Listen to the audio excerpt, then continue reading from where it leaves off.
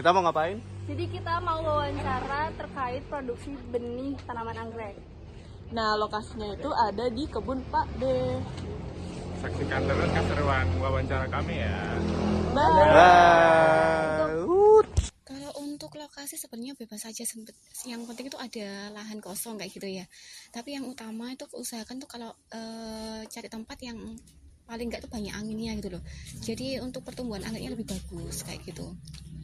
Untuk sistem penyiramannya itu kalau di sini ya perawatannya itu untuk penyiraman seminggu itu 2 sampai 3 kalian. Cuman kita lebih baik itu kita lihat dari medianya. Kalau memang medianya kondisinya udah kering, udah kikis baru kita siram lagi. Jadi kayak mengurangi resiko untuk busuk akar. Karena terutama kalau untuk anggrek itu akarnya dulu. Kalau akarnya sehat insya Allah tanamannya juga sehat kayak gitu. Menyesuaikan pH. Kalau aku nggak begitu ngukur sih ya untuk pH ya kalau di sini, kecuali nanti kalau media tanam dalam botol itu katakan pakai MS ya, itu kita sesuaikan memang pH-nya. Tapi kalau yang udah keluar gini, ini aja kita nyesuaiin dari kondisi kebunnya gimana, antara angin, cahaya dan lain sebagainya itu kita sesuaikan kayak gitu.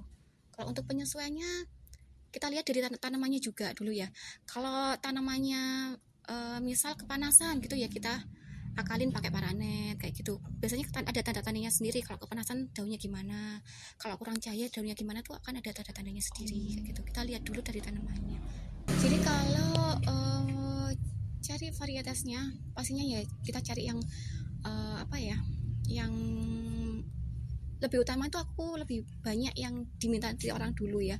Kita cari dulu kira-kira tanaman ini banyak yang suka enggak, di pemasarannya gimana kayak gitu. Kalau pemasarannya oke, kita perbanyak kayak gitu. Kalau memang kurang, kadang kan ada yang memang anggreknya cantik tapi kurang peminatnya kayak gitu kan, kita sesuaikannya dari konsumen. Ada metode lain, jadi aku ada di kultur, ada juga kita split atau kita pisah dari pohonnya langsung, ada juga dari keki, biasanya muncul kayak anakan di batangnya gitu kita potong juga, ada juga kita yang dari alam ya, dari hutan kayak gitu.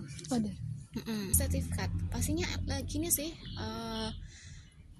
lebih enaknya kita jualannya karena kan ada nama yang terdaftarkan gitu. Jadi untuk menawarkan ini namanya ini kan enak kayak gitu. Kalau ID-nya kita nggak terdaftar pastinya agak susah ya. Ini apa namanya? Memang ada beberapa konsumen itu yang kayak mementingkan ID itu ada. Kayak gitu. Jadi ya itu sangat ngaruh juga sih sebenarnya. Dari harga pun ngaruh. Dari harga. Kalau bersertifikat lebih mahal? Pastinya. Lebih ada harganya daripada yang nggak ada. Tapi lebih bagus Ibu biasanya? Kalau bagus ya relatif ya, tergantung seleranya masing-masing juga. Banyak juga yang nggak ada ID-nya. Itu malah bagus juga banyak sebenarnya. Ini penanaman. Kalau untuk teknik penanaman seperti biasa sih kayak nanam tanaman kayak biasanya, cuman kita medianya tuh bukan pakai tanah ya. Jadi kalau memang ada jenis anggrek tanah tuh ada, tapi kita pakainya bukan tanah, kita medianya pakai ini moss hitam atau sphagnum moss. Ada juga kalau moss hitam itu akar kadaka ya, maaf ya. Kalau untuk sphagnum moss itu kita moss putih. Ada juga bisa pakai areng, ada juga bisa pakai ini sabut kelapa kayak gitu. Kita nyesuaiin media yang ada dan tempatnya juga kayak gitu. Yang mempengaruhi pastinya ya cahaya, angin, air juga ya, penyiraman itu. Dan ini pemupukan juga ya, supaya ini anggreknya lebih cepat gede, lebih subur kayak gitu. Pastinya kita insektisida ya. Kalau untuk hama sama bakteri, karena mau diapain lagi, kadang juga kalau memang kelihatan kayak satu rak gitu ya, satu rak ada yang 1-2 gitu yang kelihatan kena jamur atau bakteri, mungkin kita jabut langsung, kita buang nggak masalah. Tapi kalau udah satu rak kena semua kan, mau dibuang semua kan ya juga eman ya.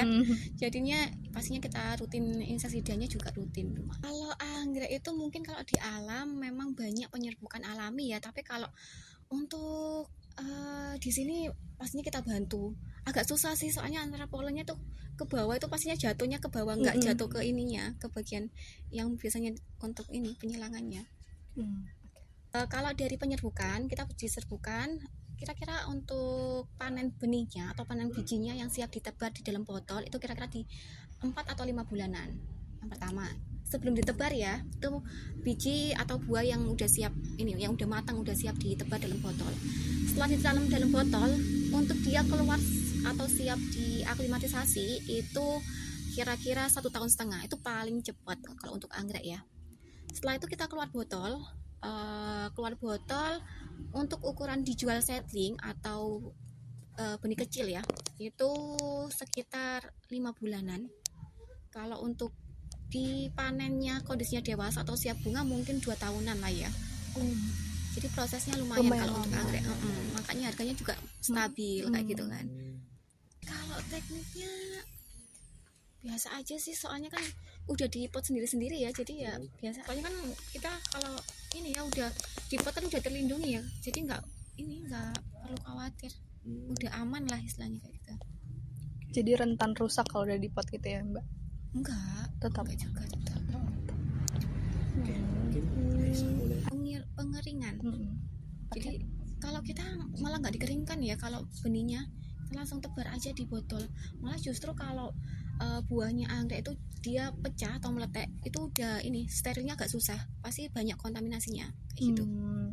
Karena ini ya, karena benihnya udah kebuka, udah meletek gitu, udah pecah. Kan bijinya kan awalnya kan kayak buah gitu ya, dalamnya ada bijinya kayak gitu. Jadi kalau dalamnya kan aslinya steril kan. Kalau dia udah pecah itu untuk steril kita masuk lab tuh lumayan lumayan ekstra, dan kebanyakan tuh memang kontaminasi, jadi berjamur kayak gitu, malah gak jadi benih. Kalau saya sendiri dari ini keseimbangan antara daun sama akar, jadi akarnya panjang harusnya daunnya juga panjang. Itu kalau misal daunnya atau batangnya itu gede gemoy gitu tapi nggak ada akarnya, pastinya untuk pertumbuhannya tuh kurang bagus, karena kan penyerapannya kan dari akar juga. Berarti penyesuaian antar struktur dari tanaman anggrek ini ya? Iya. Kecamba, maksudnya ini pengemasan dalam botol atau pengemasan saat pendistribusian? Boleh dari botol Sampai pendistribusian. Jadi kalau kita kan kebetulan juga jualnya dari dalam botol, dari kecil sampai dewasa juga ya. Untuk pengemasan kita dari botol itu pastinya kita bubble wrap ya, kalau untuk kita kirim ya bubble wrap. Dan bagian tutupnya pastinya kita kasih apa ya tuh, plastik yang ini namanya tuh buat ngaitkan antara botol sama tutupnya supaya nggak lepas. Kalau lepas kan otomatis juga udah nggak steril ya, udah kontaminasi juga. Kalau untuk dari ini yang udah keluar botol, dari benih remaja, dewasa ataupun yang udah berbunga, kita pakainya ini untuk pengemasan kita bungkus pakai koran atau kertas, kita kasih dakron, terus kita bungkus pakai kardus kayak gitu.